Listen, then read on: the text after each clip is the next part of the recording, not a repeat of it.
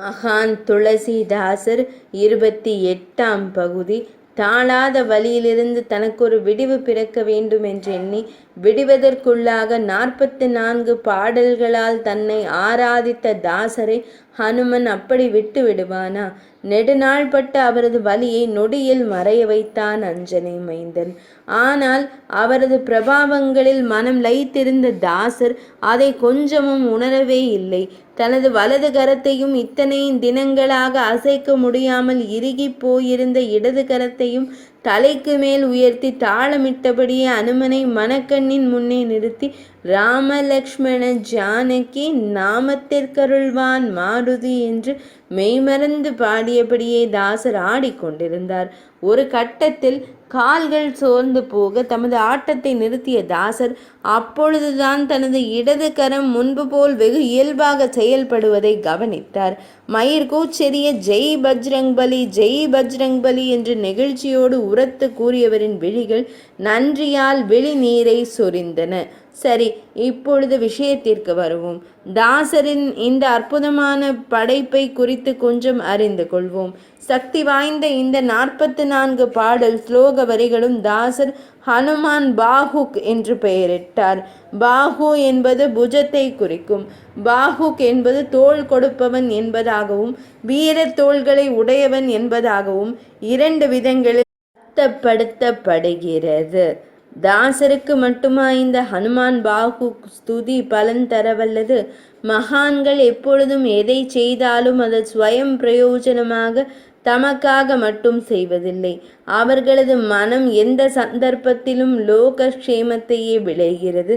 தாசரை போன்ற மகான் ஒருவரால் இயற்றி அருளப்பட்ட மந்திர சக்தி வாய்ந்த இந்த ஸ்லோகம் மட்டும் எப்படி அதற்கு விதிவிலக்காக இருக்க முடியும்?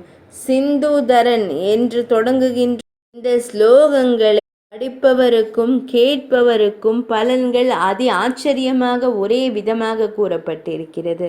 அவை என்னவென்று பார்க்கலாமா? பூரண நம்பிக்கையோடு இந்த ஸ்லோகம் சொல்லப்படும் போதும் கேட்கப்படும் போதும் சரீரத்தில் ஏற்படும் வியாதிகள் அனைத்தும் அழிந்து போகின்றன.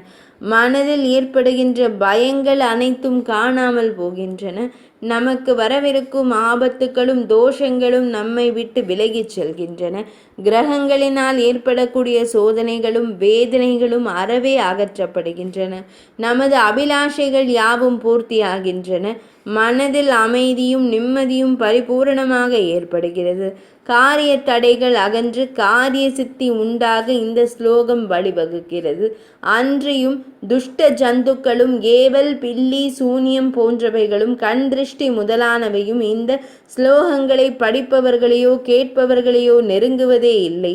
மேலே சொல்லப்பட்ட இந்த ஸ்லோகமானது அனுமனுக்கு மிகவும் உகந்ததான மங்களவாரம் என்று சொல்லப்படுகின்ற செவ்வாய்க்கிழமை மற்றும் சனிக்கிழமைகளில் பாராயணம் செய்யப்படும் பொழுது அதிக பலனை தரவல்லது என்பது வட தேசத்தவரின் ஆழ்ந்த நம்பிக்கையாக இருக்கிறது.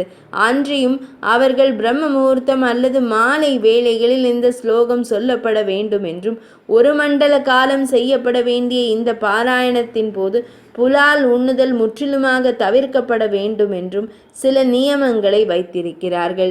ஆனால் மகான்களின் திருவாக்கு என்பதன் மகத்துவமானது எப்பொழுது எந்த நிலையில் சொல்லப்பட்டாலும் அது அபரிமிதமான பலனை பெற்று கொடுக்கும் என்பது மறுக்க முடியாத உண்மை அல்லவா? 28ஆம் பகுதி இனிதே நிறைவடைந்தது.